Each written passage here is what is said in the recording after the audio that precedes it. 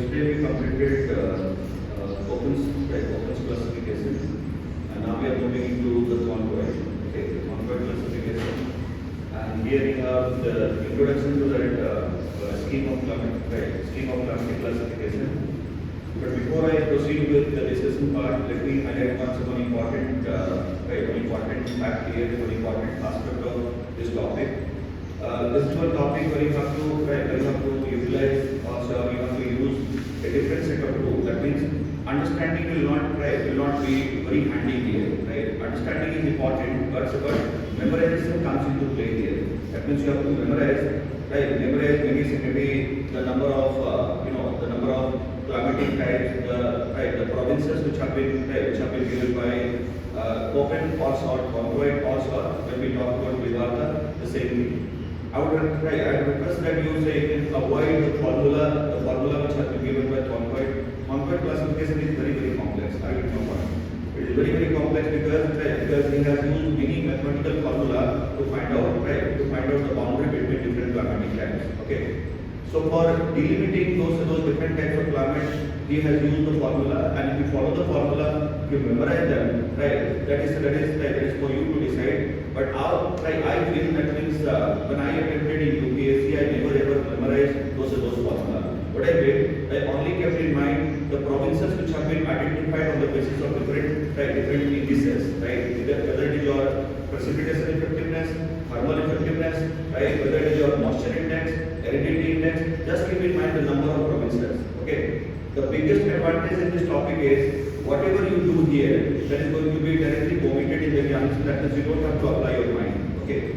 You just have to apply your mind in the case of evaluation part. That means when it comes to evaluation of this scheme, you can apply your mind. I mean, a bit of scope is there for assessing the scheme, but when it comes to the scheme itself, you cannot have any you cannot have any modification here. You cannot incorporate any changes here. You have to follow the scheme, or the parameters of the scheme which have been given by the scholars, be it your open, be it your convoy or Vidarbha. Okay. So the point here is that Al-San focus on one technique here, that is memorization with understanding. Are you getting my point? Memorization with understanding. Little bit of understanding will help us in memorizing, and even I memorize this before I come to the class. Believe me, right? I have been studying for I studied geography for almost 7-8 years during my preparation. I have been taking classes for last 12 years. Even today, I have to see before I come to the class. Are you getting my point? Personal manner.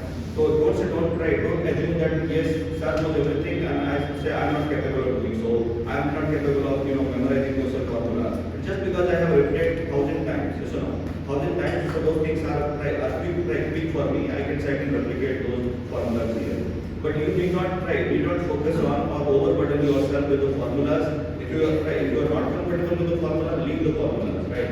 Only keep in mind the provinces, right? That means the types of climate which have been proposed by convoy under certain different indices or the parameter which he has used for identifying different climatic types. This is what I will recommend to all of you. This is what I did. I said to you again, I am repeating. I secured highest marks in all my attempts, right? All India highest marks in GS as well as because during my days there were no 4 GS papers, only 2 GS papers, right? And said 2 optional papers. So I secured highest marks in geography options as well as GS. So that's why I'm saying I'm still convinced that this is the right approach to deal with those topics. When it comes to memorization, obviously we cannot have unlimited scope or unlimited ability, unlimited capacity to memorize. That is not That is not at all possible. If you memorize today without understanding, maybe tomorrow you'll forget that. Okay. So this is a trap, right? I would say focus more on understanding, right? Whatever understanding you can develop, I will obviously help in that. But the tool here is memorization. That means we have more and more requirement of memorization here rather than understanding. And you can see the frequency of questions also, right? The questions are very frequent from this topic. So there is a high chance that if you are able to repeat that, memorize that, you just have to move it out, right? And you will be able to secure 100% marks, right? Why? Because there is no chance of various various interpretation. There is no chance of multiple interpretation here. What has been taught by the scholar, that is final, right? That is final.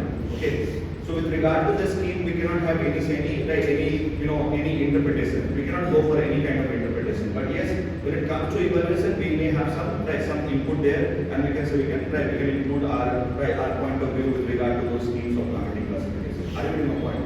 So please be aware of this. So coming to the Thorndike classification, you can see here he was an American climatologist. He gave two classifications, right? One in 1931, the other one in 1948. Okay, so this is again a departure from the Köppen's scheme, because Köppen gave his scheme only for one time, right? And he kept on modifying that. Right, they kept on modifying that for multiple times till settle 1936. Yes or no? But Thorndike gave two separate schemes, right? One in 1931 and the other in 1948, which were different in their approach as well as the parameter, that means the basis upon which the scheme of climatic classification was proposed by Thorndike. Okay, so this is one difference you find between Thorndike and Köppen, and it also highlights one fact that Thorndike is very serious, right? He was very serious about the shortcomings of any scheme of climatic classification. As I said, no scheme can be a perfect scheme. Are you getting my point? No scheme can be a perfect scheme. So he was aware of this difficulty in any scheme, and he thoroughly revised his scheme again in 1948. Okay, this is one difference you will find between Köppen and Thorndike. Now coming to his 1931 classification. In 1931 classification, he gave 32 climatic types, right? 32 climatic types, though we'll see that, though there are 120 climatic types theoretically possible, right? 120 climatic types are theoretically possible when you combine three parameters, that is your precipitation effectiveness, thermal effectiveness or thermal efficiency, and the third was your seasonal distribution of precipitation. If you include these three parameters, then there are 120 probable climatic types according to those three parameters in 1931. But Thorndike provided only 32, and he was able to accommodate those 32 types of climate on a world map. That means he was able to cartographically present those climatic types. Cartography is what? Art of map making, right? Cartographically he was able to present those 32 types on a world map. Okay. Then he made his scheme more complex, right? More complex, very complex in the year 1948. The climatic types given by him in 1948 were a large number, right? Very large number, and it was not possible for Thorndike to represent all those climatic types based on those four indices we discussed that. He was not able to present all those climatic types on the world map. Okay, so this one difference you will find between 1931 and 1948 classification. ठीक है? 1931 में उन्होंने जो classification दिया उसमें 32 types उन्होंने suggest किया, and those 32 types were represented on the world map. But in 1948 he suggested those parameters, and by combining those parameters there are more than 200 climatic types. So it was not possible for even accommodating 32 types is very difficult task. Just imagine what number of climatic types have been given by Köppen? Only 11 types. Remember that? 11 subtypes. Yeah, he divided the whole world into 11 subtypes of climate. Okay, and Thorndike provided almost 3 times more than the number which has been given by Köppen. 32 types you can see here. Okay, that was very difficult for him to accumulate. And finally, when he made his scheme more and more complex by including 4 parameters, what happened is his scheme became more complex.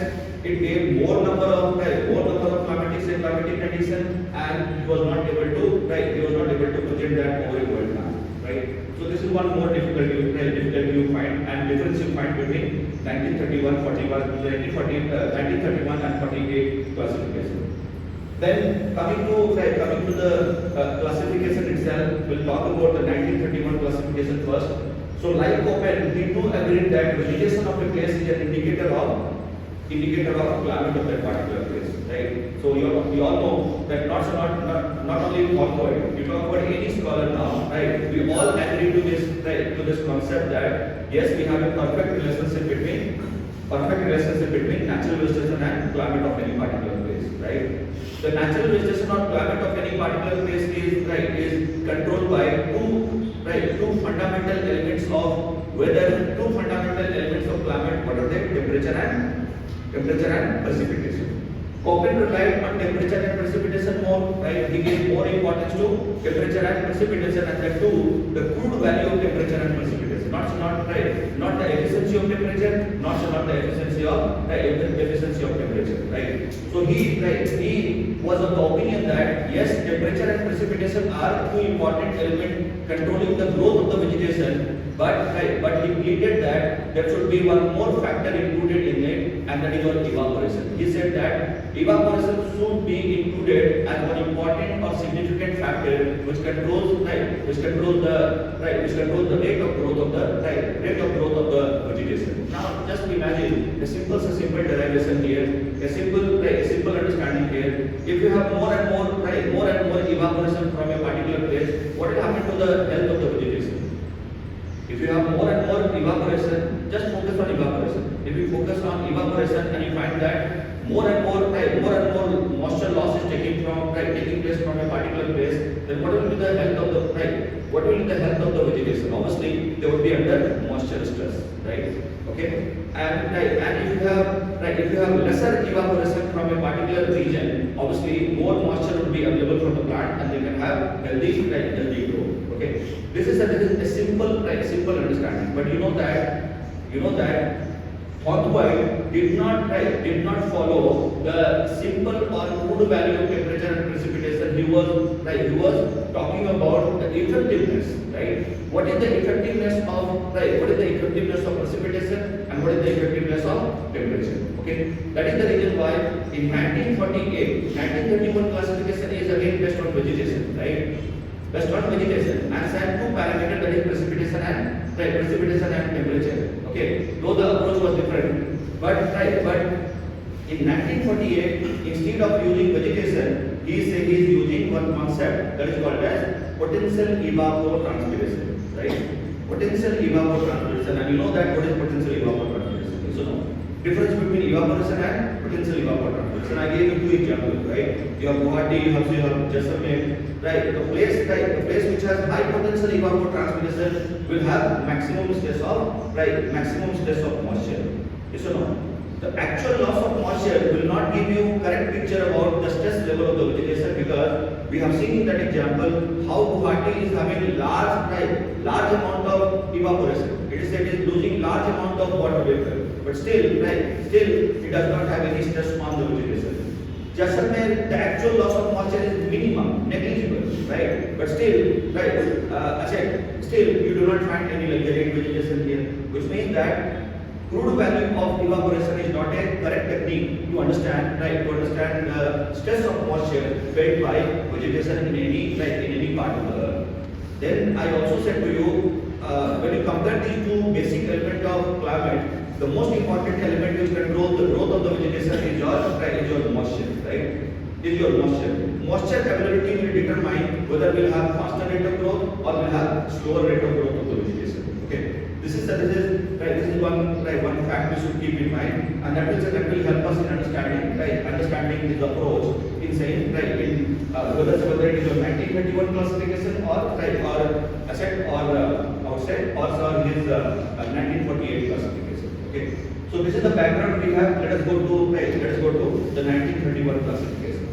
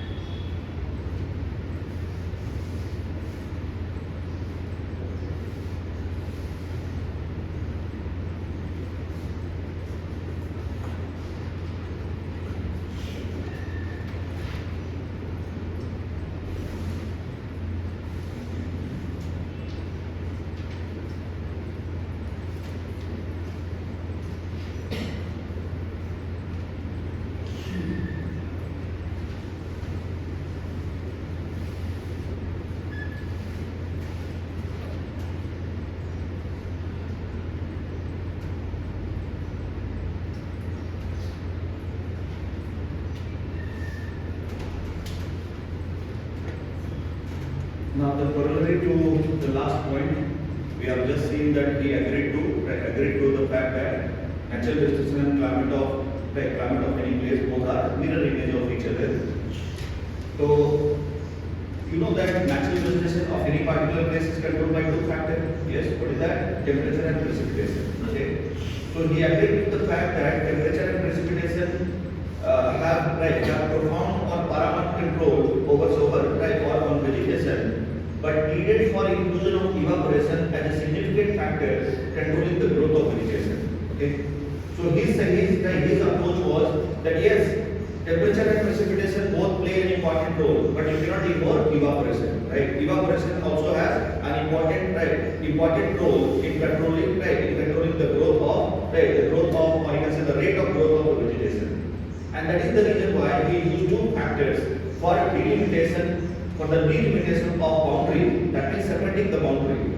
Delimitation of boundaries between different climatic types. Okay.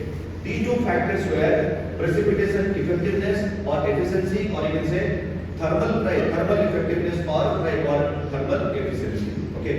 These are the reason the two factors used by him, and based on that, he projected his scheme of climatic classification in the year 1931. That is his 1931 classification. Okay.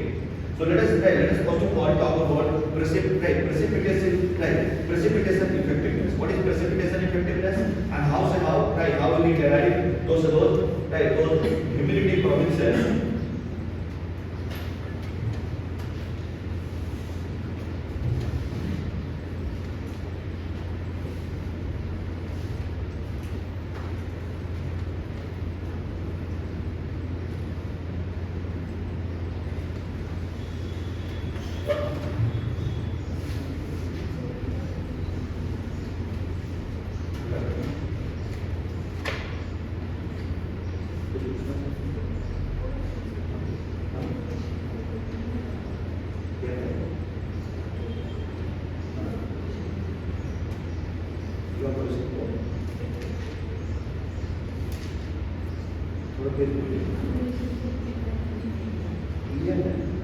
तभी तो ये effectiveness का बात है, देखेंगे effectiveness क्या है।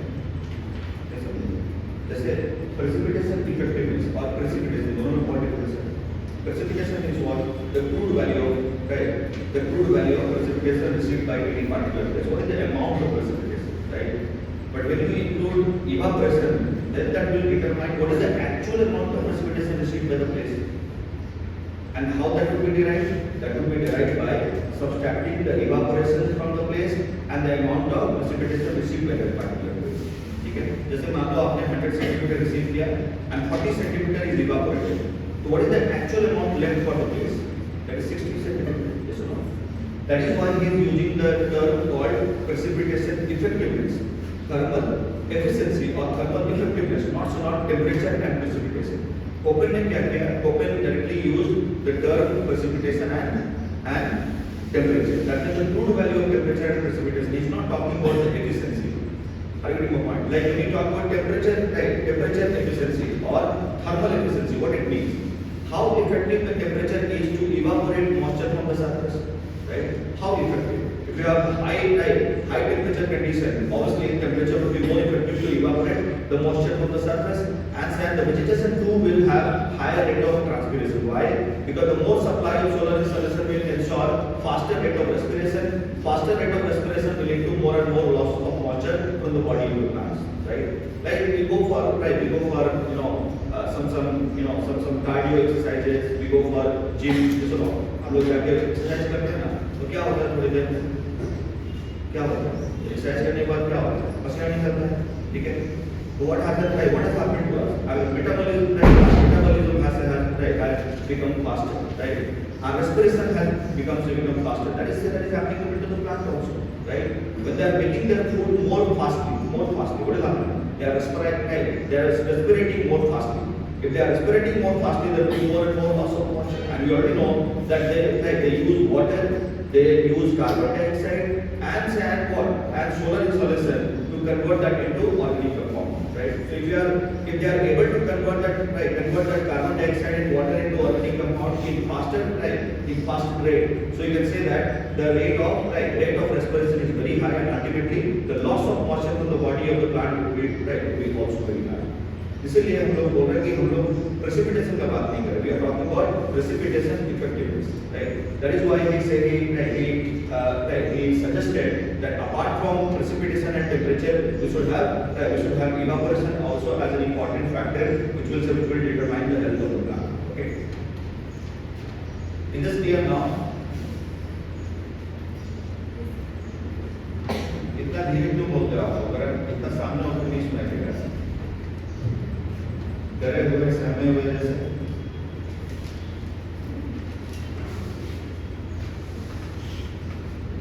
So precipitation effectiveness, what it means?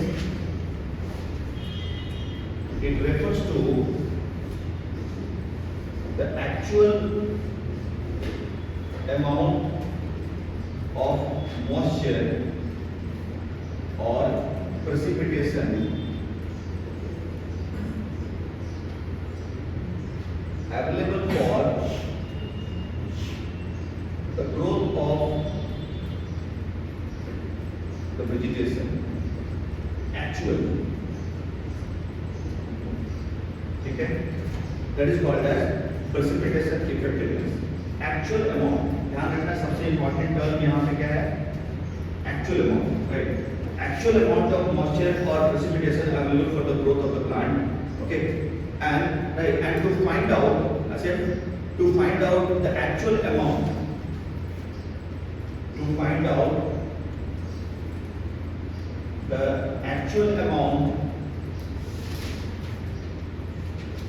of precipitation at a place, he used precipitation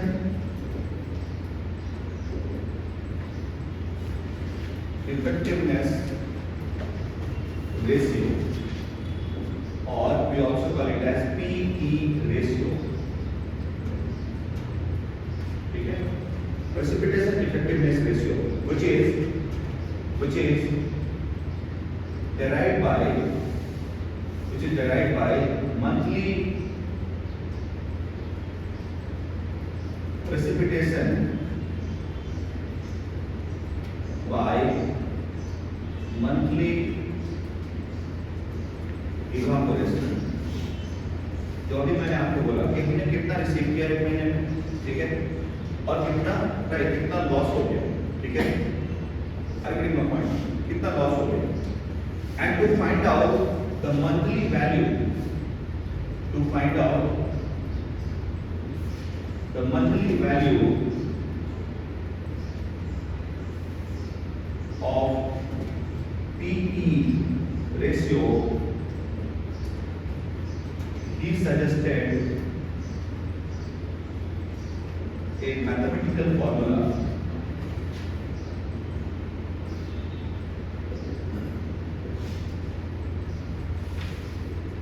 why he suggested a mathematical formula, because it is not possible to it is not possible to it is not possible to get the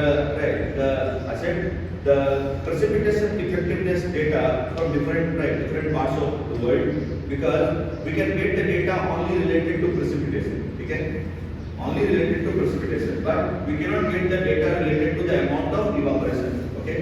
So he suggested if you want to find out the precipitation effectiveness of any particular place for which the data is not available, you use one mathematical formula, right? And what was the mathematical formula?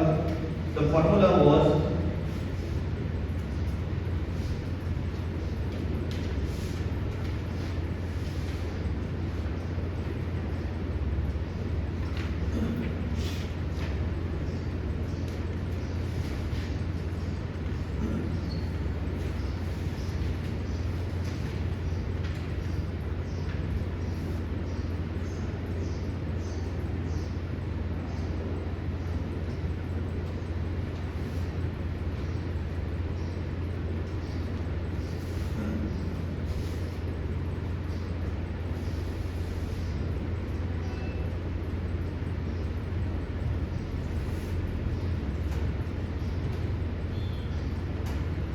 so this is your monthly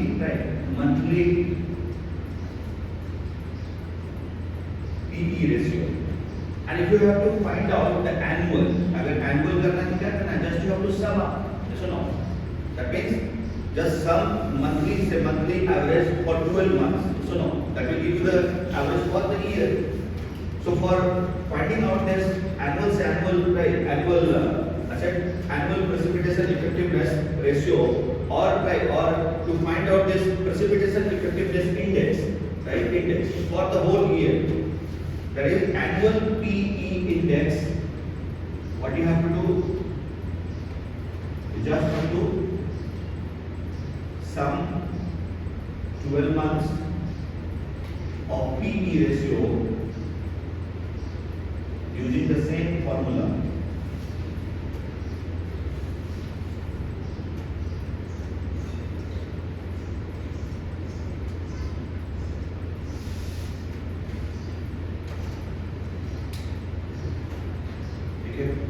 So this is what he did. उन्होंने बोला कि देखो सब जगह का तो P index निकालना मुश्किल है ना, क्योंकि डेटा अवेलेबल नहीं है ना, तो आप क्या कर सकते हो, you can say that you can use this formula and you can say and find out the precipitation effectiveness, what is the actual amount of moisture available for the vegetation at any particular place. So this is a little formula he used, and based on that he said he identified, or he said he demarcated the boundary between different climatic types. So based on this PE index, he said he identified five humidity provinces. कितना? 5 humidity provinces. बात समझ में आ रहा है? 5 humidity provinces. Okay. So far it is clear to all of you. यहाँ तक ठीक है? See, I'm going slow because I know it is a very complex topic. बहुत मुश्किल करेगा ये, खास करके mathematical formula ना, ऐसा तो बहुत complex नहीं है. So this is your formula. If you can recall, if you can replicate that in your answer, it's good. अगर नहीं कर सकते कोई बात नहीं, ठीक है, फिर से मैं बोल रहा हूँ, क्योंकि मेरा लिए तो बहुत मुश्किल था. I cannot memorize this. और अगर मेमोराइज कर भी लिया तो एग्जाम के दिन पक्का बोल दूंगा, ठीक है। और मैं रिस्क ले लेना चाहता हूँ, गलत लिखने से अच्छा है ना लिखे, ठीक है। गलत लिखने से अच्छा है ना लिखे, ठीक है। कुछ भी थोड़ा मोड़ा गड़बड़ हो गया, मान लो आपने आई छोड़ दिया, I is one constant here, right, I is equal to 1, ठीक है। आपने ये 12 छोड़ दिया, ठीक है। अरे बात समझ में आ रहा है? कुछ भी एक छोटा सा भी मिस्टेक हो गया तो that will, right, that will cost you a lot, okay. तो बेटर से better avoid if you are not confident, right. You are confident, no problem, क्योंकि मुझे तो मालूम नहीं है कि individually, right, you all have different you know different capacity, right. Some of you may be very good in memorisation, ठीक है। तो शायद उनके लिए ठीक है वो मेमोराइज कर लो, है ना। लेकिन सिंपल सा बात ये है कि ये फॉर्मूला है, ये फॉर्मूला को हमको याद रखना पड़ेगा, there is no other, right, ठीक है। If you can, right, if you can remember this, then you can easily safely arrive to the P index for the whole year.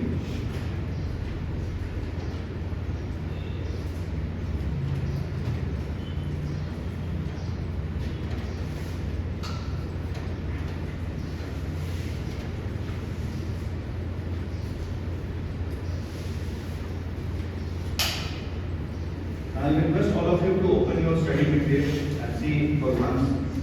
एक बार साथ साथ में देखते चलना है, ठीक है। Then I can commit mistake. So please keep on seeing that.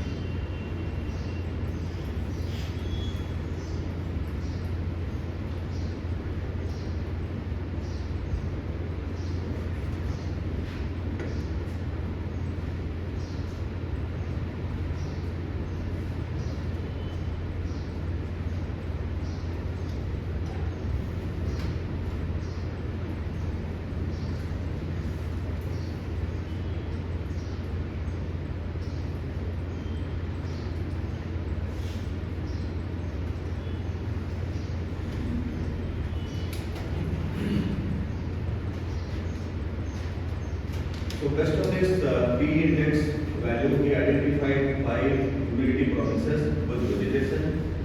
These are your 5 humidity provinces, okay? And these are the vegetation, okay? And here you have the PE index value. इसमें बस एक ही बात याद रखने का है, थोड़ा सा दिमाग ट्रिक लगाना है, ठीक है? याद करने का तरीका 127 वैल्यू आपको इन्होंने निकाल के दिया, also for wet, right? For wet, right? Wet, wet province, that is for right, wet humidity province.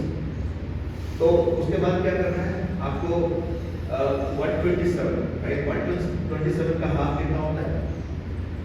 Obviously that would be right, that would be 63.5. So no, तो 64 का जस्ट डबल हो जाएगा 128. आपको करना क्या है, जितना भी आप क्वार्टर नीचे जाओगे सब में क्या करना है, डबल करके माइनस करते जाना. जैसे कि 64, right? 64 into 2 128, right? Minus 1, that will give you the upper limit. 32 into 2 64 minus 1, that will give you 63. 16 into 2 32 minus 1, last में क्या है? और लेफ्ट साइड में देखना है, इधर देखो 64, हाफ ऑफ 64 32, 32 का हाफ 16, लास्ट में क्या है? देखो यहाँ मैं कुछ नहीं कर सकता उसको, ठीक है? ये मेरा कोई क्लासिफिकेशन तो है नहीं, ठीक है? कॉन्क्वाइट का है और कॉन्क्वाइट ने जो बोला वही बताना पड़ेगा, ठीक है? तो you have to just apply your mind, थोड़ा सा दिमाग ट्रिक लगाना है. If you can recall this 127 value, जो सबसे इम्पोर्टेंट बात है 127, अगर ये याद रह गया, ठीक है? कैसे याद करेंगे इसको? अरे अच्छा, हम लोग कैसे बोलते हैं 1 2 3 बोलते हैं ना, 1 2 3 हो गए. हाँ, जैसे उन्होंने मेरे पापा को देखा 1 2 3 हो गए, ऐसे बोलते हैं ना. अब क्या करना है, 1 2 3 कितना हो गया? अरे टोटल नंबर कितना हो गया? 1 2 3 6 हो गया, ठीक है ना? अब चाहिए हमको कितना? 7, ठीक है? तो दिमाग को लगाना है कि 1 2 3 पापा के टाइम पे होता था, मेरे टाइम पे 1 2 7 हो जाता है, ठीक है? मतलब 1 2 3 नहीं हो गया, 1 2 7, ठीक है? ये अगर याद रहेगा फिर ये याद रखना बड़ा आसान है, ठीक है? तो this is what we have for the humidity provinces. Coming to the sub humidity provinces. Sub humid नहीं बोला मैंने, sub humidity, right? That means we divided those five major humidity provinces into sub humid or sub humidity provinces. These are your 20 sub humidity provinces on the basis of what? On the basis of seasonal distribution of precipitation. So you can see here Concoid 2 has included seasonal distribution of precipitation and temperature. Okay, right? So this is the seasonal distribution of precipitation highlighted here, where you have these shorthand letters used just like Köppen. Köppen जैसे इस्तेमाल किए, ये भी shorthand letter इस्तेमाल कर रहे हैं. देखो आप A B C D capital and here you have small r means what? Adequate rainfall in all seasons. Small s, moderate rainfall, moderate summer deficit. W, that is your moderate winter deficit, and D is the deficiency in all the seasons. मतलब throughout the year you have deficiency, ठीक है? तो अब क्या करेंगे? Just pick one major humidity province. So one major humidity province on these 4 criteria will give us 4 sub humidity provinces. अरे हाँ या ना? 4 each means 20. अरे 4 5 into 4 20, right? So you have 20. देखो मैंने एग्जांपल दिया हुआ है AR, AS, AW, AD, BR, BS, BW, BD, CR, पास में क्या है? CR, CS, CW, ठीक है? तो these are your sub humidity provinces which are based on seasonal distribution of precipitation, ठीक है? Now we go to the next parameter, that is your thermal effectiveness.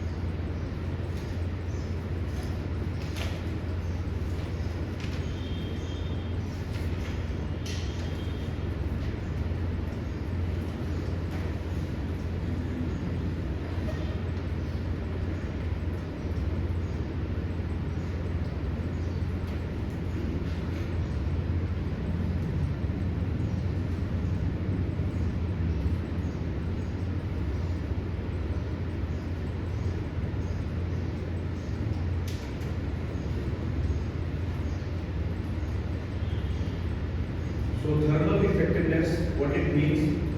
It refers to the effectivity or you can say efficiency. जो आपको ठीक लगे, effectivity or efficiency of temperature. That means how effective the temperature is to evaporate, right? To evaporate moisture from soil, vegetation and water body on the surface of earth. That is basically called as potential evapotranspiration. Are you getting my point? That is called as potential evapotranspiration, right? So potential evapotranspiration is nothing but thermal efficiency. Thermal efficiency is nothing but potential evapotranspiration. That's it. Okay. Though, right, again I am referring to this point very clearly. Though Thorndike did not use the term potential evapotranspiration in 1931 classification, right? Okay, I'm just giving you a relation between 1931 and 1948 classification. So he said he's talking about the thermal efficiency. That means the efficiency, how efficient the temperature is to evaporate moisture from soil, vegetation, and the loss of moisture from vegetation is called transpiration. He has not used the term in 1931. And the moisture loss which you have from the water body, that is called as thermal efficiency. Okay? How to calculate this? The thermal efficiency or thermal effectiveness index can be calculated by a formula. Again, formula is T minus 32 divided by 4. ठीक है? आप एक बार देखना check कर लेना. ठीक है? देखते हुए चलना है. ठीक है? And that is right. If you want to find out the annual thermal effectiveness index, then you have to sum it up. 12 months. So that is 12. I is equal to 1. T minus 2 divided by 4. Okay? So that gives you TE value. Okay. T index value आपको मिल गया. Based on this, he identified 6 temperature provinces. ठीक है? 6 temperature provinces or you can say thermal provinces. No problem here, right? What are they? A dash, B dash, C dash, D dash, E dash, F dash. ठीक है? Dash dash, A dash. ठीक है? A dash, B dash, उन्होंने ये काम कर दिया. A dash megathermal, B dash mesothermal, C dash microthermal, D dash taiga, E dash tundra and F dash is frost. उन्होंने ये 6 पैरामीटर दिए. ठीक है?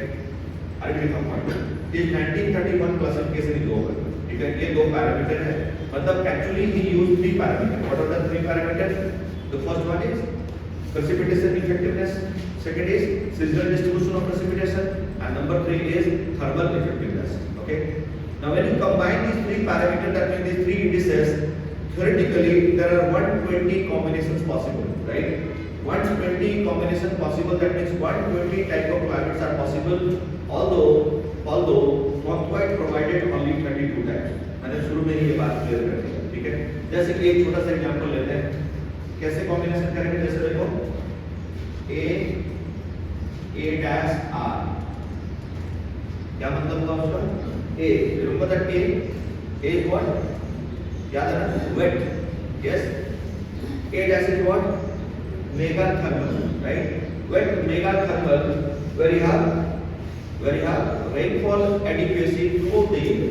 That means rainfall is adequate in all seasons. है ना? उसी तरह से चलो जैसे मान लो अभी हमसे A, okay, A dash D. ठीक है ना? अरे का पॉइंट. तो ऐसा कॉम्बिनेशन करके there are 120 कॉम्बिनेशन पॉसिबल. ठीक है? जब देखो ना, आप सोचो अभी कितना हो गया? 6. ठीक है? 6 टाइप. और वहां हमने कितना ले लिया?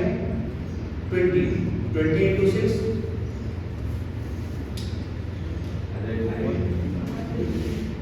20 into 6 120. और उन्होंने दिया कितना? 32. ठीक है? ये मैं बता रहा हूँ. 120 combinations are possible, theoretically possible, right? Theoretically, practically नहीं. ठीक है? क्यों practically नहीं बोल रहा हूँ? थोड़ा सोच के देखना है. A dash D. A का मतलब wet. A dash का मतलब megathermal. Efficiency in all seasons. Is it possible? नहीं हो सकता ना. तो इसलिए theoretically तो possible है, but practically not possible. He gave only 32 times. Okay? आगे देखो point. So this is a result of D याद है. D का मतलब क्या? Efficiency in all seasons. right? Okay, so that is not possible in a wet climate. Okay, wet climate में तो deficiency का मतलब ही नहीं है ना. So this is your asset. This is your combination, that is the theoretical combinations possible by taking those three parameters together. That is precipitation effectiveness, seasonal distribution of precipitation, and third is thermal effectiveness. Okay, it is not clear. So this is about your 1931 classification. There are some similarities here. थोड़ा सा evaluation में जाना है. Go to one page. There is the notes. You find one page. Evaluation. Take time. 1931.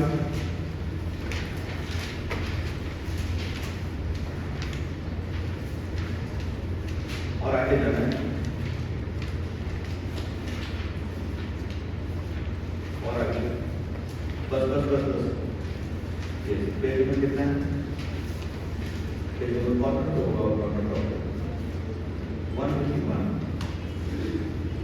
151 है ना?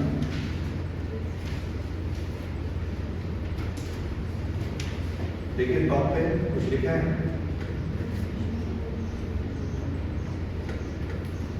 151. ठीक है. We can see here evaluation of Thorndike's scheme. Okay, that is the 1931 scheme. So 1931 scheme is almost similar to the Poppen's scheme. Okay, similar in the sense that it is a quantitative scheme, and Thorndike too has used those quantitative values for delimitation of different climatic boundaries. Okay. Number two, you'll find Thorndike again using the shorthand letters just like Poppen. वो भी वही use कर रहे हैं, जैसे small r, small d, है ना? Poppen ने भी इस्तेमाल किया. तो you have some similarities here. ठीक है. Differences क्या है? The major difference is that Poppen relied upon the crude value of temperature and rainfall, whereas Thorndike introduced a new concept called as precipitation effectiveness and precipitation effectiveness and thermal effectiveness, which is a departure from the crude value of temperature and rainfall. Okay, but the problem here is what, as I said, you can also see here that the calculation of thermal effectiveness or precipitation effectiveness is not possible, right? We do not have real-time data coming from all the places. So finding out the value of the temperature effectiveness and precipitation effectiveness is a challenge, and that is the reason why those values which are derived after mathematical calculation becomes more theoretical rather than realistic. Okay, this is the reason one problem we have, and that is also the reason why the scheme becomes complex हो जाता है, because you are not getting any particular boundary. Okay, the data are not directly coming from the places you are mathematically deriving it. Okay, and then you are trying to find out the boundary. That means you have empirical method used here, but less of observation, more of statistics, more of mathematical derivation. So this is the problem why Thorndike scheme could not become so popular. Okay, though it is said is real, it is said is talking about the real Earth situation. Thorndike classification is matching with the distribution of vegetation across the world, but still it is not so popular. Why? Because the scheme has been made complex by invoking those mathematical formulas, which is difficult for a geographer or for a student to understand. Right? This is the reason why this scheme becomes not so popular. It's not popular. Poppen is today, even today, Poppen is more popular than any other scheme. Why? Because the scheme is simplistic, right? The scheme is more or less hypothetical. The scheme is based on observation. The scheme is easy to understand, right? That means being a geographer, you can have a view of, a general view of the entire world. You don't have to visit different places, because we are not meteorologists, we are not climatologists, right? We cannot have access to such data. So how am going to judge the climate? How I am going to judge the weather condition in different seasons of a year? That is not possible, because I have to rely upon the mathematical derivation. ठीक है, बहुत मुश्किल होगा मेरे लिए, ठीक है। तो इसलिए कोपेन का फॉर्मूला आज भी ज्यादा लोग फॉलो करते हैं। रीजन क्या है, बहुत इजी है, डिस्क्रिप्टिव है, समझ में आता है कि हाँ ठीक है, कॉज एंड इफेक्ट रिलेशनशिप भी थोड़ा समझ में आता है। This is what right, this what this is what we see as a difference between Koppen and Concord scheme. मतलब 1931 का बात कर रहा हूँ, ठीक है, बात समझ में आ रहा है। Apart from that, you will find other differences also. Like you can see, Concord has not given weightage to altitude, ठीक है, altitude को कोई importance नहीं दिया उन्होंने। But Koppen has given importance to altitude, and we all know that altitude has a direct impact upon the climatic condition, right? You go to the higher altitude, what happens? You find cool conditions, yes or no? So there are some differences and some similarities between Koppen and Concord classification, okay? Right? So now we can move into the next scheme, that means the 1948 classification. And what's the difference we have between 1931 and 1948 classification? This is what we have to see first. So far it is clear to all of you. कोई doubt है यहाँ तक? Any doubt? अगर कोई doubt है, कोई question है तो पूछना है।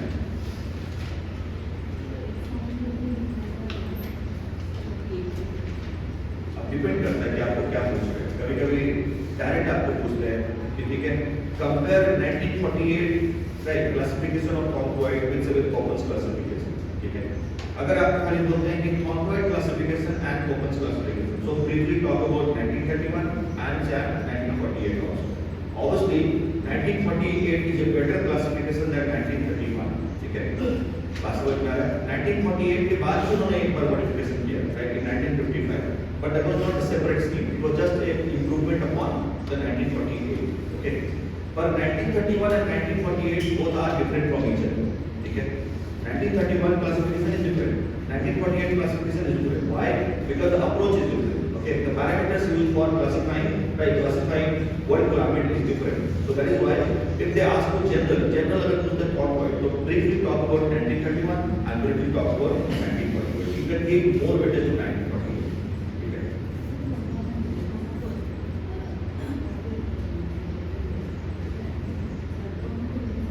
हाँ, लंबा तो हो जाएगा, तो फिर उसमें वही कर सकते हैं कि मतलब in that case if you are sort of worried, then I would say that you will go for 1948 rather than 1931, ठीक है। जो 1948 का क्लासिफिकेशन है क्योंकि वो बेटर है ना, तो इसलिए उसकी बात कर सकते हैं। या फिर अगर मान लो ऐसा भी क्वेश्चन है ना जहाँ पे केवल कॉन्क्वाइट ही पूछ रहे हैं, ठीक है ना, तो then in that case you have to talk about 1931 in detail and then again 1948, है ना। तो डिपेंड करता है क्वेश्चन किस तरह का है। कंपेयर बोल रहे हैं कि कोपेन और कॉन्क्वाइट को कंपेयर करो, तो अगर मान लो ये 20 मार्क्स का क्वेश्चन है, तो 20 मार्क्स का क्वेश्चन है तो क्या कर सकते हैं, we can briefly talk about at least you can highlight the three indices that is used by Concord in 1931. तीन पैरामीटर क्या क्या है, precipitation effectiveness, thermal effectiveness and signal distribution of precipitation. That's it. इतना ही बात करूँगा, है ना, and then directly go to 1948, right? Just I mean maybe 3-4 sentences, इससे ज़्यादा मत डिवोट करो, है ना। It is not clear.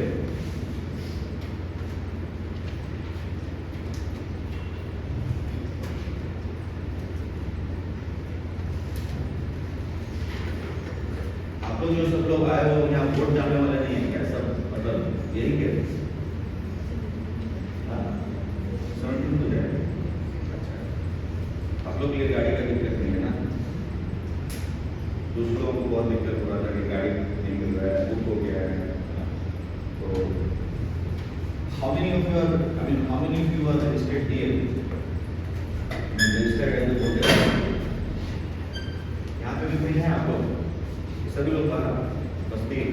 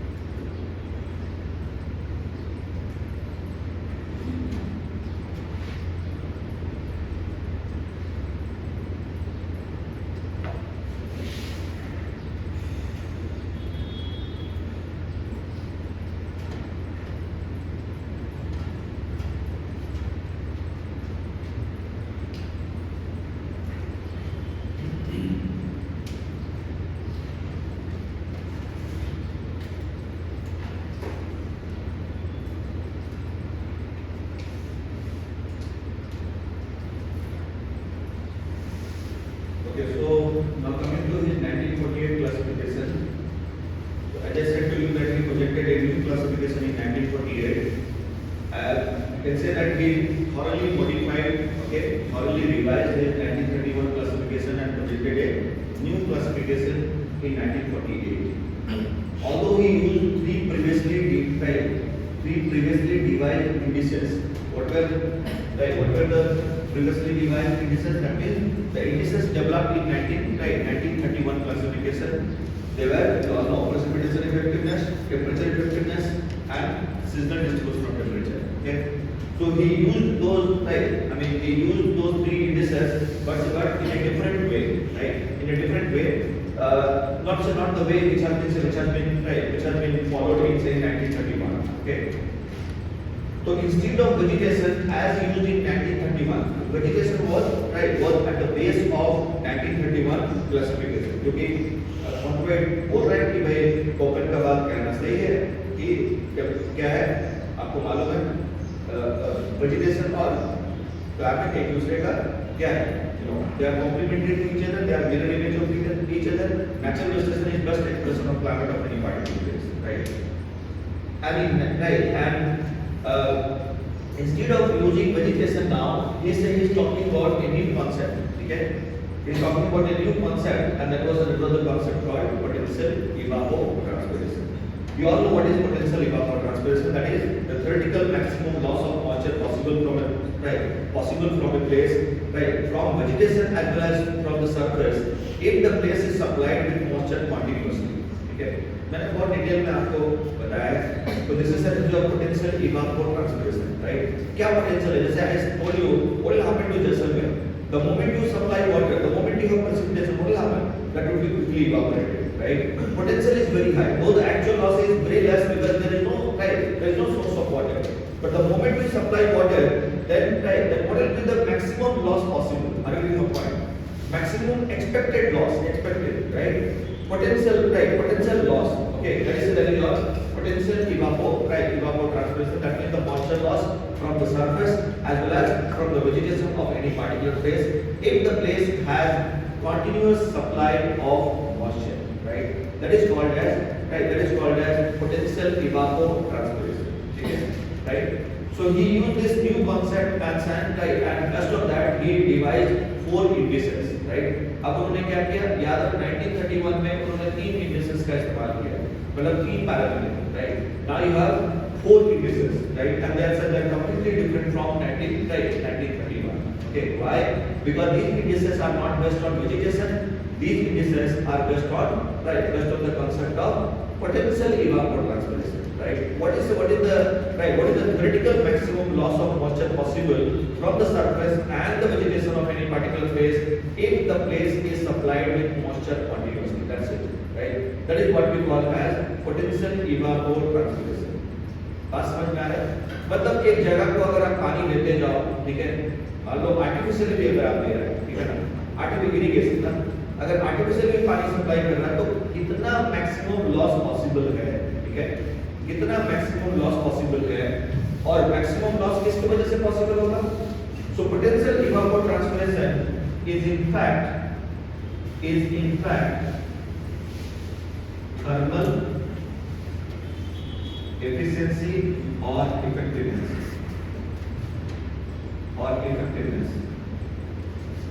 तो पोटेंशियल evapotranspiration कुछ भी नहीं है, क्या है ये? थर्मल एफिशिएंसी और इफेक्टिवनेस, ठीक है? टेम्परेचर कितना ज्यादा होगा, जैसे मैंने बोला जैसलमेर, ठीक है? Why Jaisalmer has high potential evapotranspiration? Because the surface has very high temperature, right? The moment you supply water to the surface will evaporate the moisture, right? It will evaporate the water. Okay, that is your thermal efficiency. How intense the temperature is on the surface, that will determine the potential evapotranspiration. Okay, like Guwahati, we took example of Guwahati. Guwahati has high temperature and it has heavy rainfall also, right? Because of that, the surface remains relatively cooler. Yes or no?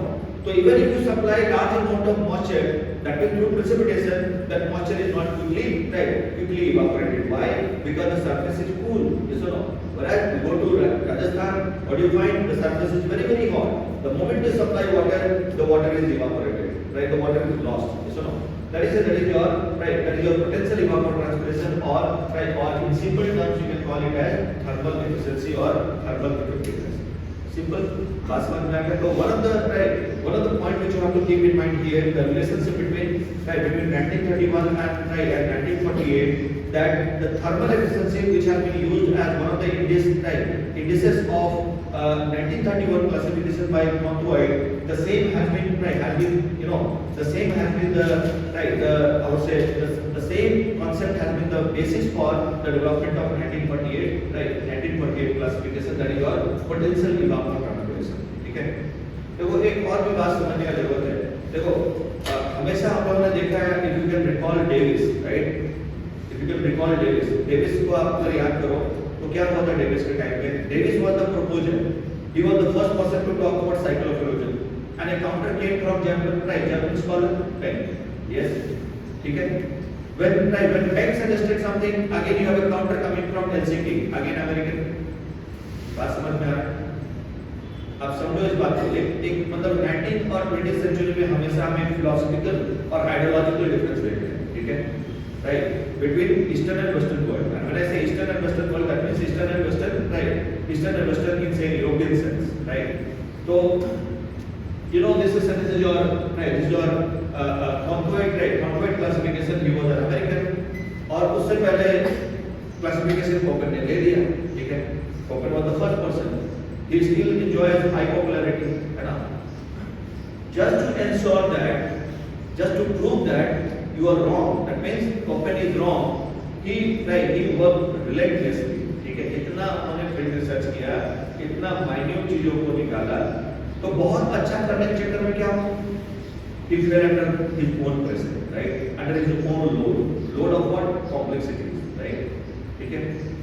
बात समझ में आ रहा है? तो इतना अच्छा बनाने का चक्कर में क्या हुआ? He was not able to represent the whole number of climatic classification on the world map. ठीक है? Are you getting my point? So this was the kind of tension we had between two worlds. इसलिए हमेशा हम देखते हैं, कोई भी आप निकालो, मतलब आप कुछ भी एक ऐसा पीरियड निकालो and see the contribution coming from Germans and at the same time you find some contribution coming from maybe French scholar also, or the scholar from America. They are always against the proposal. ठीक है? थॉर्नबर्ग ने बोला कि Koppen का जो scheme है बहुत ही simplistic है, ऐसा नहीं होता है. ठीक है ना? आपने जो बोला बड़ा आसान बात है. ठीक है?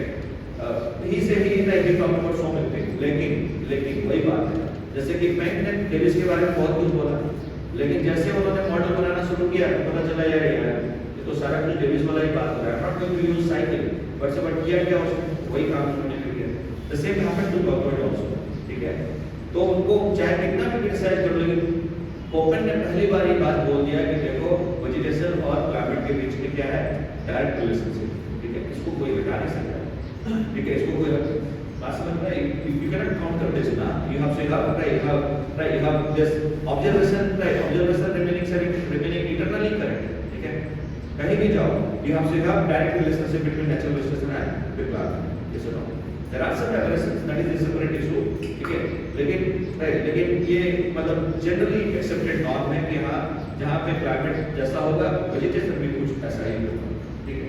So this is one point we should keep in mind, that he was so obsessed with criticism of Koppen's model that he overstretched himself, and made his need more and more complex.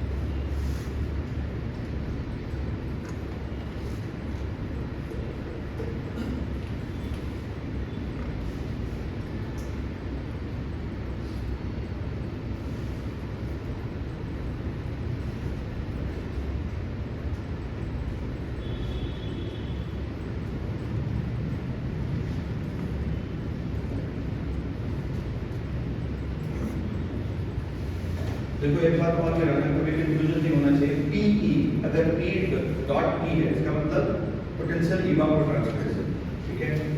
अगर P ये वाला है slash E इसका मतलब precipitation effectiveness, ठीक है।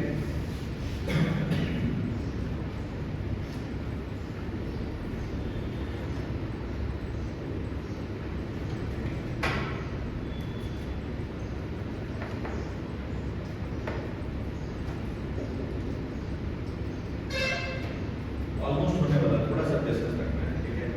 ठीक है, अभी तक मुझे लग रहा है कि आप लोग बहुत डिस्टर्ब हो गए हो, बहुत ज़्यादा डिस्टर्ब हो गया आप लोग, है ना। अरे होने लायक है कि नहीं, ड्यूरेबल है कि नहीं है, नॉट ड्यूरेबल, ये कौन क्या हो गया। थोड़ा सा रिलैक्स करके सोचना है कि हाँ हो सकता है, ठीक है।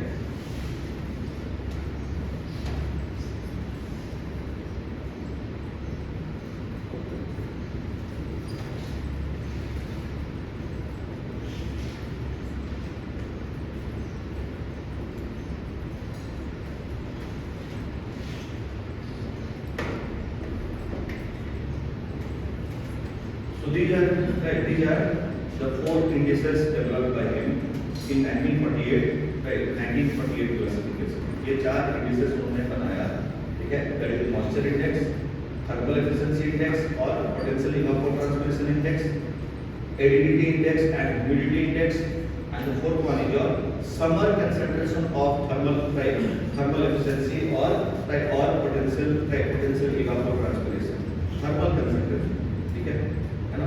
कब का कंसंट्रेशन, समर में मालूम है, समर में इवापोरेशन जितना तेजी से होगा दूसरे सीजन में नहीं होगा, ठीक है ना।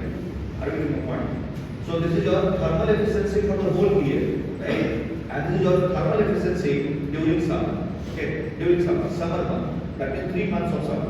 देखो फिर से याद रखना है, मतलब in general you have 4 seasons in the world, right, 4 seasons in a year, right. तो 4 सीजन कौन सा, समर, विंटर, स्प्रिंग, ऑटम, ठीक है। कितने महीने का होता है साल मालूम है, 12 महीने, तो कितने हो गए महीने, अगर 4 में डिवाइड कर दो तो 3 मंथ्स, सुनो मतलब जनरल बात कर रहा हूं ना कि 3 महीने का बात कर, 3 मंथ्स ऑफ समर, राइट, इसलिए मैंने समर लिख दिया। तो these are your indices used. Now let us talk about the moisture index. Moisture index क्या है, that is the surplus or deficit of moisture, that is surplus or deficit of moisture, ठीक है। इसको बोलते हैं मॉइस्चर इंडेक्स, या surplus है या फिर डेफिसिट है, ठीक है। That is your moisture index and that has been calculated on the basis of a formula। फिर से एक फार्मूला हमने इस्तेमाल किया, कौन सा, देखिए वहां पे कुछ ऐसा फार्मूला है क्या,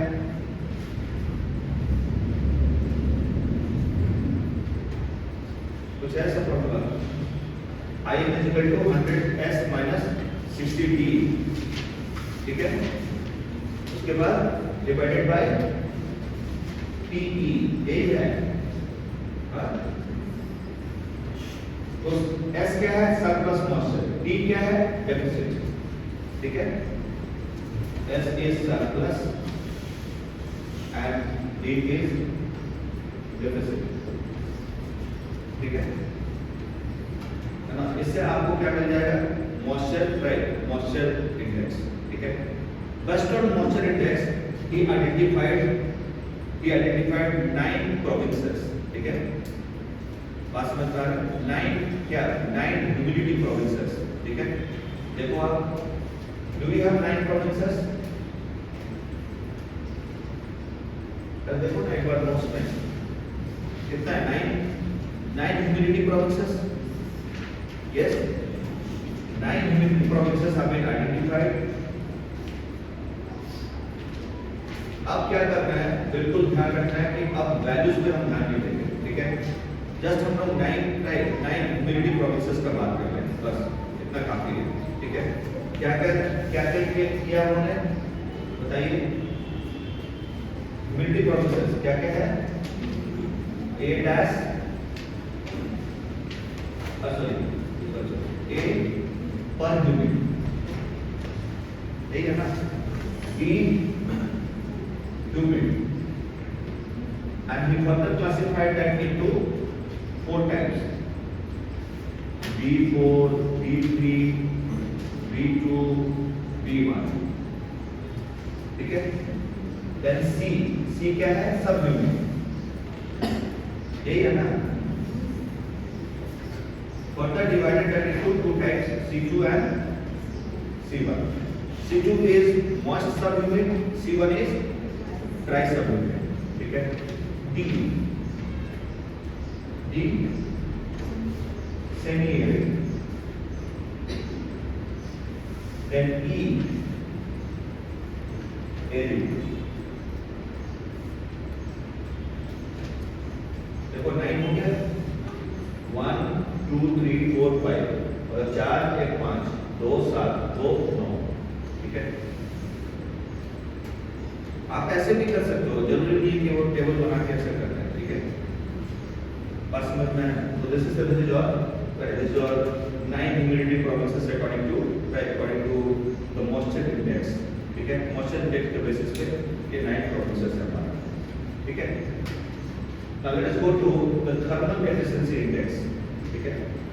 थर्मल एफिशिएंसी आपको पता है, आप ज्यादा इसको बोलने की जरूरत नहीं है, you already know that.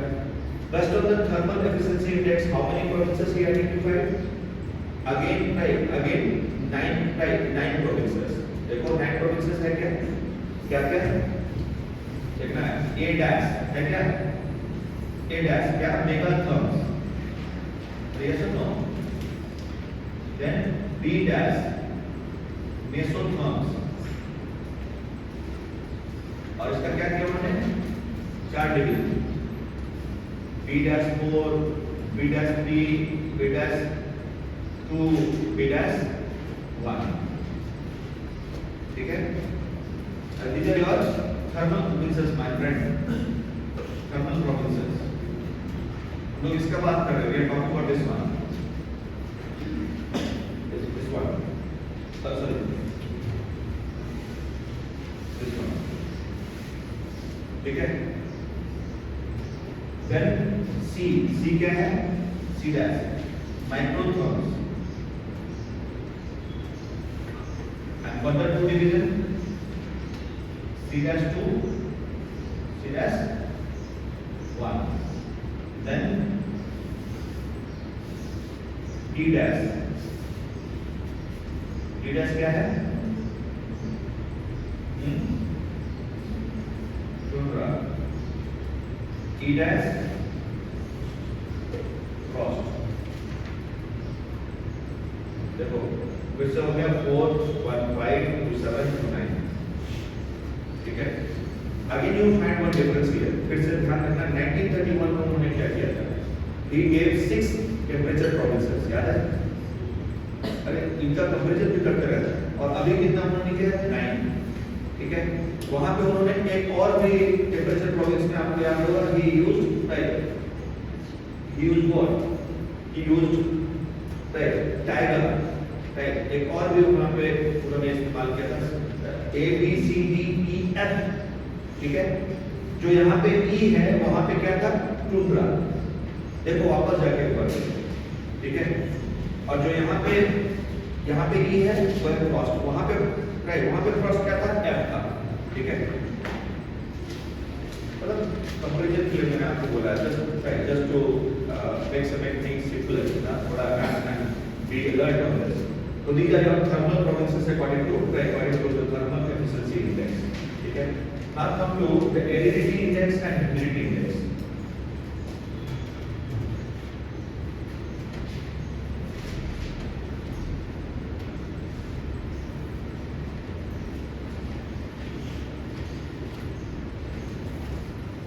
Now what is aridity index?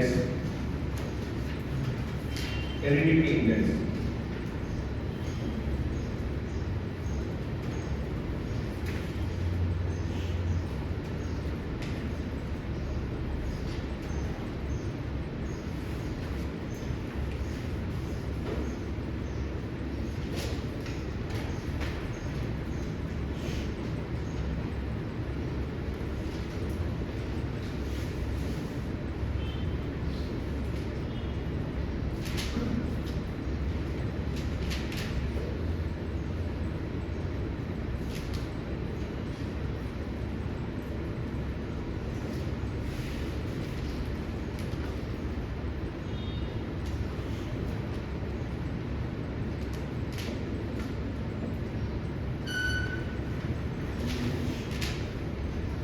The most important point which you have to keep in mind, what is the aridity index? It is the amount of moisture deficit in moist climate. Moist climate.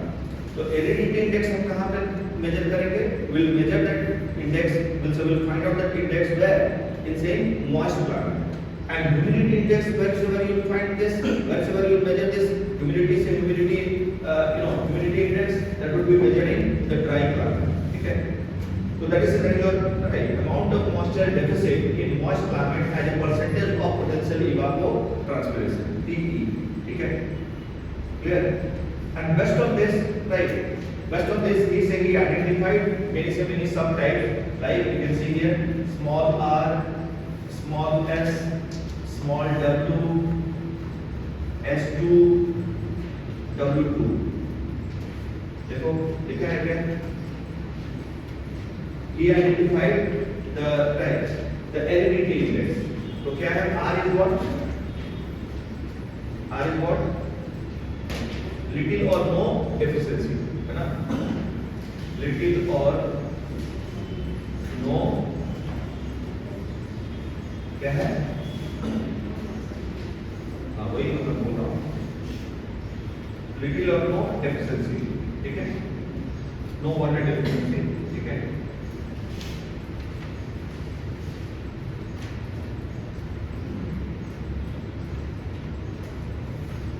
Small s is what? Moderate summer deficiency. Small w, moderate winter deficiency. S2, large summer deficiency. And W2 is large winter deficiency. So this is your aridity index. Okay.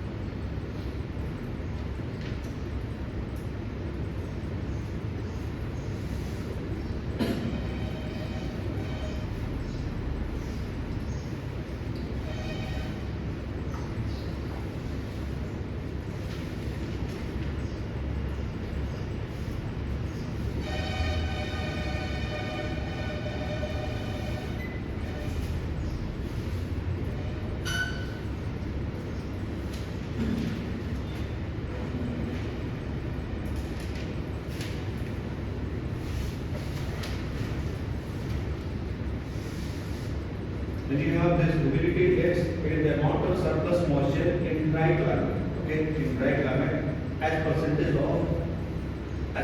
of potential evapotranspiration. These are the conditions highlighted by him. D का मतलब हो गया little or no surplus. ठीक है, देखो एक बार check करो. ठीक है, then small s moderate winter surplus. अब यहाँ कंफ्यूज हो सकते हो आप, यहाँ पे s का इस्तेमाल उन्होंने किसके लिए किया, विंटर के लिए, नॉट फॉर समर। देखो s क्या है, जनरली हम लोग समर के लिए इस्तेमाल करते हैं ना, कोपेन ने क्या किया था, मालूम है, समर ड्राई, याद है, ठीक है, इसका मतलब क्या होता है, विंटर रेनफॉल। अरे सुनो, तो कोपेन का जो स्कीम है बहुत सिंपल है, ठीक है, but this scheme is very very complex, ठीक है। तो S right, S that is your moderate winter surplus, small w moderate summer surplus, S2 large winter surplus, and right, and W2 that is your large summer surplus, ठीक है। Please check this, ठीक है या नहीं है।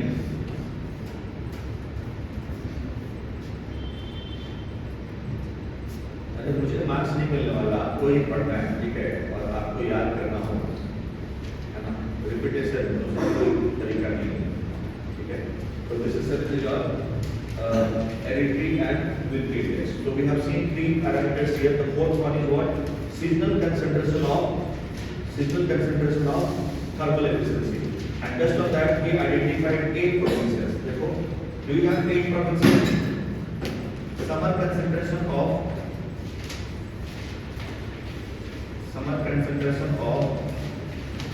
thermal efficiency, 8 provinces है क्या? देखो क्या क्या है, तो अब उसमें स्मॉल लेटर्स का इस्तेमाल किया हमने, A डैश, अरे हाँ है ना, B डैश, ठीक है, B डैश को क्या किया, B dash 3, B dash 2, B dash 1, then C dash,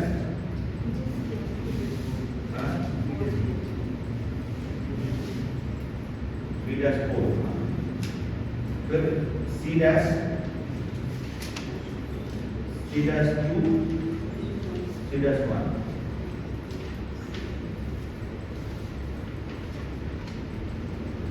then D, कितना हो गया, ठीक है, D डैश, है ना, सारे स्मॉल है, D डैश, ठीक है, देखो कितना है,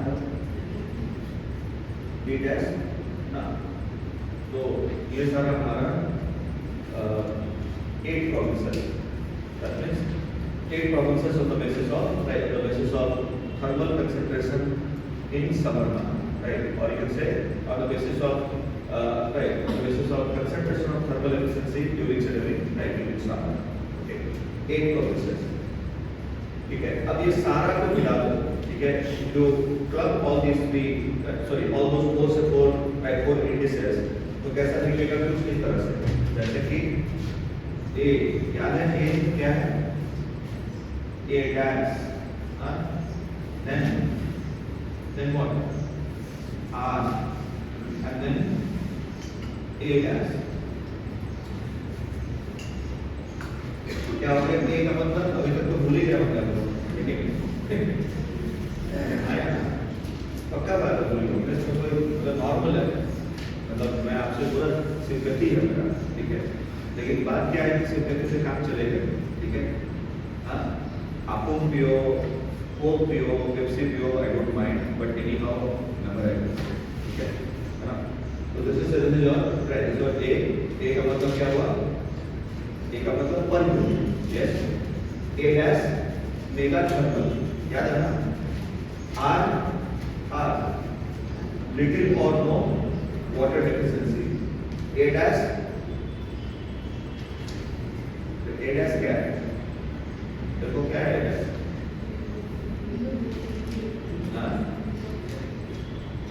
बिलो 48%, ये लिखा हुआ है, तो इसलिए मैं बोल रहा हूँ कि A डैश को राइट, बस A डैश तक ही रहने देना, ज़्यादा अपना दिमाग में लगाना, पता चला वहाँ पे आपने लिखने की कोशिश किया और तो दिमाग में नहीं आया, ठीक है। तो ओपन मतलब ओपन नहीं बनना है, ना कॉन्वर्ट हमको बनना, मालूम है, कॉन्वर्ट भी नहीं बनना आपको बस ध्यान रखना है कि आप 4 इंडिसेस का बात कर दो, and then right, then we can have combination, ठीक है। 9 into 9 into 9 into 8, देखो 9 कौन सा, अरे तो first one moisture index 9, then thermal index 9, then aridity and humidity index 10, 9 into 9 into 10 into 8 करो तो कितना होता है, मैं ऐसे ही पूछ रहा हूँ 9 into 9 into 10 into 8, अब बताइए तो कितना होता है, जल्दी जल्दी देखते हैं कौन कर सकता है ये हाँ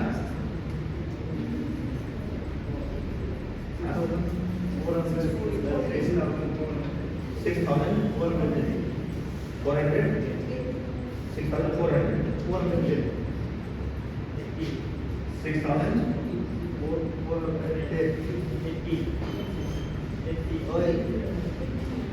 क्या हो जाए भाई, मतलब एक अजीब बात हो गई, अरे 9 into 9 81 81 into 10 810 18 into 8 8 0, आप सोचिए इतना टाइप्स है,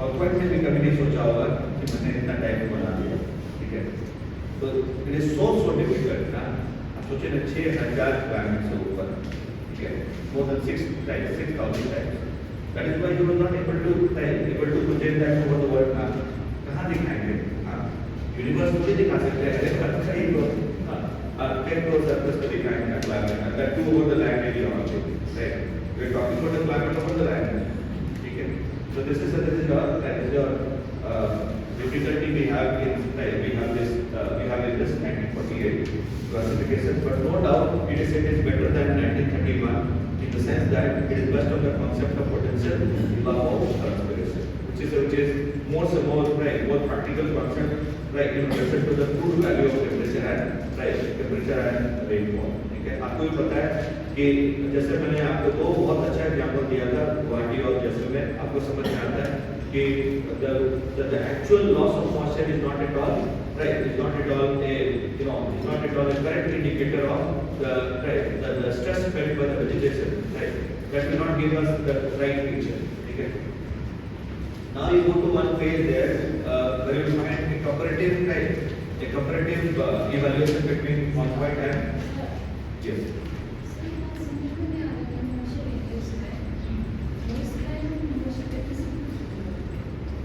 इसलिए हमको ये देखना है कि आप समझिए कि एरिडिटी इंडेक्स क्या है, एरिडिटी इंडेक्स मतलब the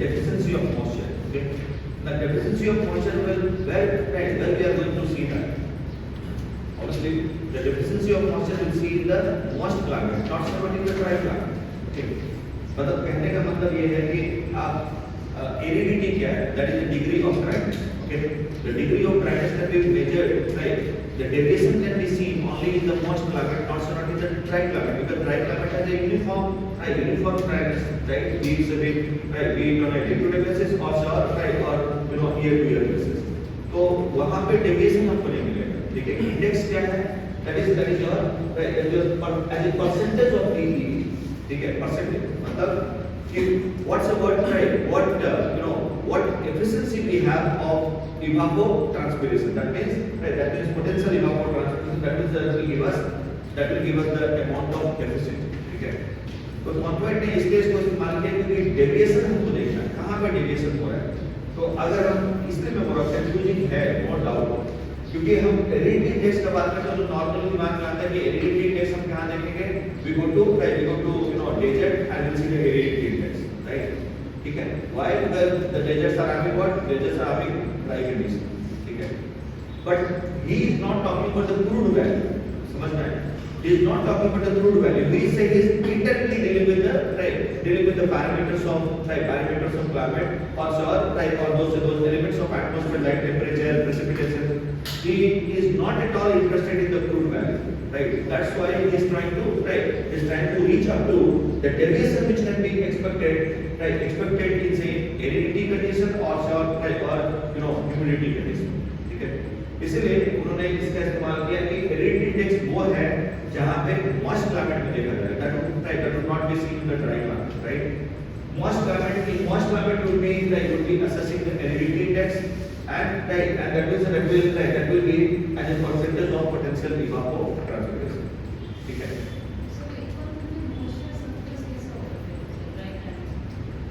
ड्राई क्लाइमेट में moisture surplus in the sense कि जो मीन वैल्यू है टेम्परेचर, मीन वैल्यू है जो मॉइस्चर का, उससे कितना सरप्लस हो सकता है, ठीक है? मतलब किसी एक पार्टिकुलर सीजन में, ठीक है? किसी एक जैसे कि ड्राई क्लाइमेट है, जैसे हम मान लेते हैं कि जैसे you go to any desert में चले गए और फिर आप क्या देख रहे हो, डेजर्ट में मान लो समर है, right? You have summer and you have some amount of rainfall, ठीक है? Some amount of rainfall, so that will be calculated as what? That will be calculated as the surplus value. और याद रखना है कि that will be dependent on again the concept of what? Potential evapotranspiration. Actual नहीं है, फिर से मैं आपको समझा रहा हूँ कि हमेशा इसको ध्यान रखिए। जैसे बोलते हैं ना, we say that ना what cannot be done directly, it cannot be done indirectly also, right? पर Koppen और Thorndike में बहुत बड़ा difference क्या है? Koppen is talking in state direct terms, right? मतलब यहाँ पे सरप्लस है, यहाँ पे डेफिसिट है। डेजर्ट है तो डेजर्ट में क्या होता है? डेजर्ट में, ठीक है, डेजर्ट में हमेशा डेफिसिट रहता है। हम ह्यूमिड एरिया में जाते हैं, हमेशा सरप्लस रहता है। ये डायरेक्ट अप्रोच हो गया, ठीक है? Are you getting my point? But we go to the region to find out what is the potential of that particular area, right? In terms of evaporation, right? Potential evapotranspiration. So Koppen talked about this evapotranspiration, right? Whereas Thorndike is talking about the larger concept, ठीक है? Not the actual value. What is the possible value? Possible, right? तो surplus कहाँ पे possible हो सकता है, ठीक है? कहाँ पे possible हो सकता है? सरप्लस कहाँ पे पॉसिबल हो सकता है? तुरंत सरप्लस कहाँ हो सकता है? In dry climate. Where can be deficit कहाँ पे हो सकता है? That means where the normal if the amount of moisture goes below the normal level or the normal value, that would be your moisture deficit, है ना? इससे ज़्यादा आपको पता है, इससे ज़्यादा Thorndike नहीं बता पाएंगे। जो मेरा दिमाग कहता है वो यही है कि potential evapotranspiration just because it is indirect concept, not a direct concept. Evapotranspiration is a direct concept, ठीक है? Evapotranspiration क्या बोल रहे हैं? Evapotranspiration, that means the actual loss of moisture taking place from the surface and vegetation. Potential is not the actual loss, that is the theoretical loss, right? The possible loss if those conditions are met, okay? So where we are going to see the deviations, कहाँ पे deviation possible है? So that is the reason why he has used this heredity and humidity index, ठीक है? बस इतना ही याद कर लेना, इसमें और कोई मतलब इसमें कोई और चारा नहीं है हमारे पास, ठीक है? Clear? So you see one page there that is having a comparative evaluation of or comparative study of Koppen and Thorndike's model, ठीक है? Go to the next page और वहाँ देखना है similarities. You will find some similarities. तो वो similarities कुछ लिखा है क्या point form में? Just the back side of that page और next page देखना है. You will find some similarities. ये वो मिला. आप इसके पीछे सिमिलरिटीज को दिखा है वहाँ पे बुलेट में दिखा हुआ, बुलेट साइड का यूज किया हुआ, देखिए सारे सिमिलरिटीज, ठीक है? बात समझ में आ रहा है? And then you go to the differences देखिए, ठीक है? बहुत क्लियर जो मैंने सारा बात बोला वही रिपीट हो रहा है, ठीक है? Go to the next page.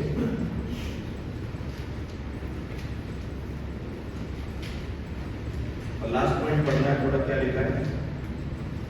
C the last point.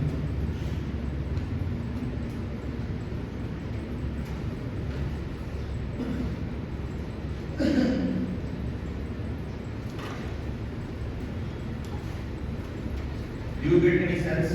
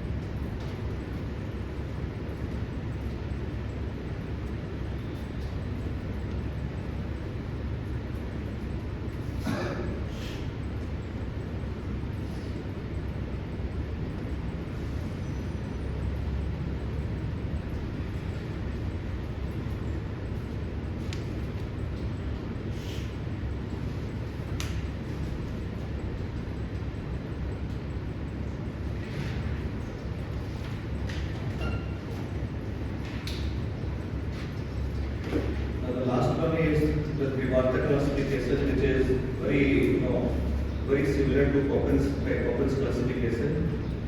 Reason is very clear because he kept on revising, modifying Poppen's model since 1930, and finally he came with a new classification in the year 1980, which was published in a I would say in a paper titled An Introduction to World Clock. Okay. In 1980 he provided a classification which was drastically different, right? Which was drastically different from Poppen's classification. That means he presented his own classification. Okay. Now his intention was to ensure that we have a scheme of climatic classification that is free from complexities, the complexities which were introduced by Thorndike. Okay. I said the Thorndike classification is a very complex classification. So he said that the complexity of indices, complexity of the climatic phenomena should be avoided, and as a climatologist we have a job to make a scheme which is easy to understand, which is easy to comprehend, which is easy to apply. Okay, that means it will be useful for geographers, it will be useful for a student, it will be useful for a farmer, it will be useful for any common man. Right? That was his intention. Okay. So his classification, as I have already made that point, that his classification is both empirical as well as genetic. Okay. Because it is a composite classification. कल हम लोगों ने बात किया. Although he gave more importance to empirical methods. Okay. When I say empirical method, that means he said he gave more importance to observations rather than mathematical formula. Okay. Mathematical formula का ऊपर बहुत ज़्यादा focus नहीं है, उन्होंने कोई भी formula इस्तेमाल नहीं किया, ठीक है? That is why we say that his scheme is emanating from, that is emerging from the Poppen's scheme, or you can say the Poppen's idea, okay? We do consider temperature and precipitation as a profound factor, important factor controlling the climate of any particular place. He also agreed to the direct relationship between natural disaster and climate of any particular place, and the last point which I have just discussed. Right.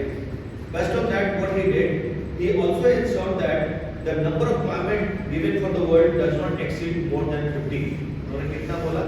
15 से ज़्यादा नहीं होना चाहिए, ठीक है? But he was ready to accommodate some types of climate, right? Some types of climate based on the input or or you can say, in other words, you can say that his scheme was flexible, right? Just like Poppen's scheme, which can accommodate new climatic types, okay? New climatic types.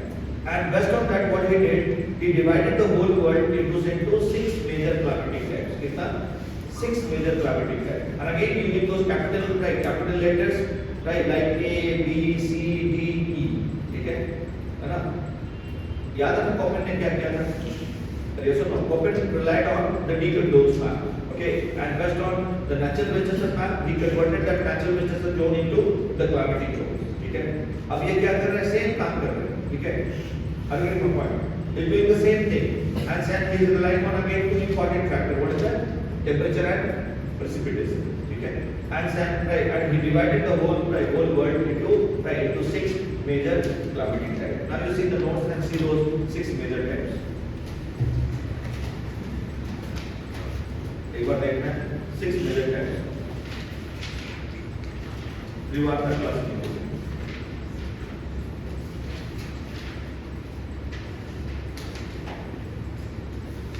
Just now the second page. The 6 major types. Do you see the 6 major types?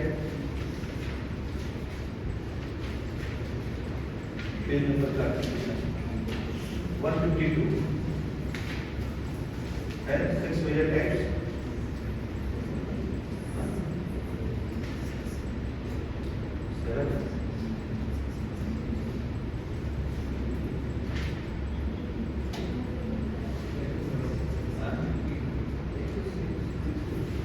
Typing error है, काट दीजिए, ठीक है?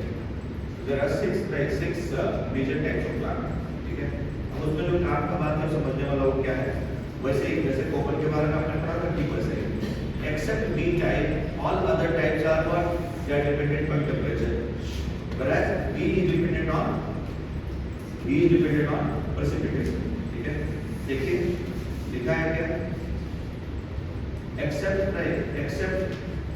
B type all other types of climate are controlled by temperature.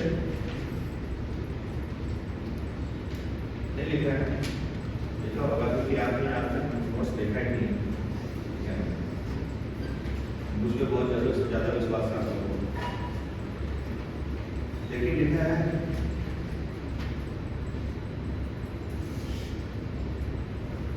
देखो ना, B type में क्या है, just see the B type.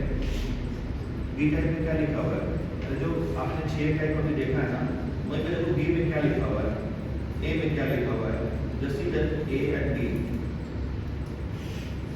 B में क्या लिखा है, एरिड, लेजर टाइप यहाँ है ना, और उसके बाद ये देखो, ये क्या है, ट्रॉपिकल ह्यूमिड, सी क्या है, सब ट्रॉपिकल। अरे सुनो, देखो आप देखते जाओ, सब ट्रॉपिकल, सब ह्यूमिड।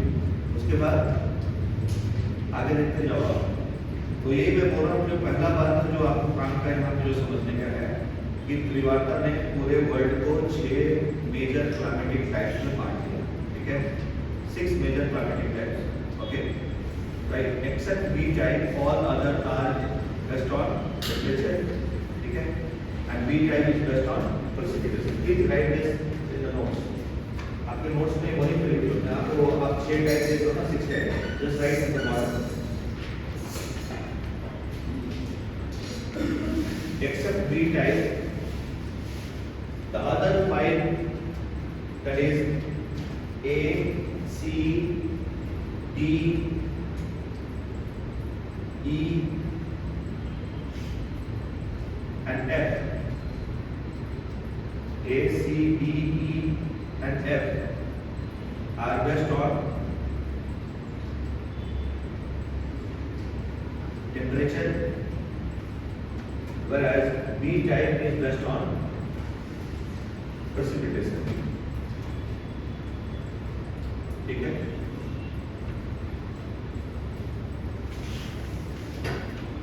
दिमाग सैचुरेट तो नहीं हुआ ना, सैचुरेट दर्द हो रहा है, नहीं आपको नहीं सैचुरेट नहीं बताना, आई कैन अंडरस्टैंड कि ये थोड़ा प्रॉब्लमेटिक है, फॉर्मूला वगैरह उल्टा उल्टा है ना, पर बस मैनेज करना है इसको, फिर से मैं बोल रहा हूँ मैनेज कर सकते हैं, ठीक है, कोई प्रॉब्लम नहीं है, ओके। तो we do one thing, no problem, we'll break the class now, tomorrow, right, we'll deal with the rest type, जो 6 टाइप है उसका मतलब कुछ एग्जाम्पल देंगे, जैसे A टाइप है, तो A में एक बार पढ़ के तो जल्दी हो जाएगा, it will hardly take half an hour, right, ज़्यादा नहीं लेगा, ठीक है, तो उसको हम लोग जल्दी कर लेंगे। जैसे A टाइप में देखेंगे तो you'll find 2 types, okay, two sub types have been given here, like we want the one is of AR, the other is AW, ठीक है, तो AR क्या है, rainfall through out the year, ठीक है, R rainfall through out the year, okay, and AW is what, AW, W क्या होगा, winter dry, okay, that is summer rainfall, है ना, दैट इज सवाना टाइप, ठीक है, वही कोपन जैसा बोल रहे AW, याद है कोपन का AW, okay, so this is what we have to, right, we have to study tomorrow. So we'll see this, that will take hardly half an hour, then I'll devote half an hour for discussing some of the important climatic types. ऐसे बस discussion के लिए, because the bio should be covered in biogeography. Okay. And as you all know that you will have your classes starting on 23rd. Okay, tomorrow is the last class. Okay. So on 23rd we will have biogeography starting. That would be taken up by Sutosh sir. So please cooperate with him and. Yes, the soft copy of the biography note out is selling today. Hard copy will be getting on 23rd. ठीक है? जिस दिन आपकी class होगा उस दिन आपको hard copy मिल जाएगा। सॉफ्ट कॉपी में एडवांस में दे दूँगा so that you can go for one reading. है ना? When I come back, I'll start with oceanography. Then I'll go to the first unit of section B of paper 1, that is your perspective in human geography. Okay. After that we'll have models, theories, ये सारा बात करते जाएंगे. So this would be the sequence of the classes. उसके अलावा क्या है? Some of the topics you have in the last part, like your applied climatology, urban heat island effect, है ना? तो ये सब तो सेल्फ स्टडी से आप कर सकते हो. प्रोजेक्ट कुछ बोलने की जरूरत है नहीं, सिंपल है बात, ठीक है. और एक बार just go through this, I can devote 5-10 minutes, no problem. लेकिन वो बस वैसा बात है कि रिपीट करने वाला बात है, यू ऑलरेडी नो ना. तो बस एक बार रीडिंग जरूर करिए. ठीक है, go for one reading of Trivata and other topics. Okay. So tomorrow we'll start the class again at 3:30, right? And then we'll finish it off before 6. ठीक है सर? कल आप क्या करेंगे? इसको तो पढ़ने में अच्छा लगेगा. कल आप क्या करेंगे? इसके विषय जो थोड़ा बच्चा जो बच्चा कर रहा है